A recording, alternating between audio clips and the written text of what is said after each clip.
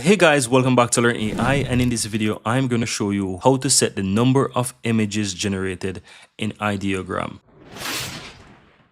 No, this is very important because you want to ensure that you don't use up too much of your credits when you're generating those thumbnails. Now, if you want to test and compare thumbnails, then you know that in YouTube you have test and compared section where you can just upload 3 thumbnails. So in reality, if you want to test and compare, you don't need more than 3 thumbnail designs.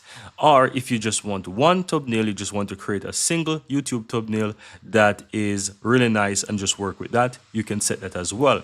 But by default, what happens is that it is set to 4, and so you want to go ahead and change that to ensure that you don't use up too much of your credits. So how do you set that in Ideogram? Now, once you're inside Ideogram, guys, all you have to do is ensure that you set your diameter for your YouTube thumbnail. Ensure that this is 16 by 9. And of course, where it says default and it shows the time X, as you can see, is set to 4.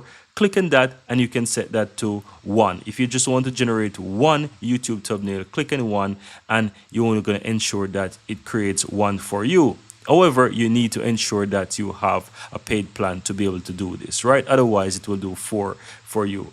Alternatively, you can also go ahead and set that to 3, you can set that to 2 and whatever, but you need to ensure that you have a paid plan to be able to do this. Otherwise, it's going to create 4 of those thumbnails for you, which is set there by default.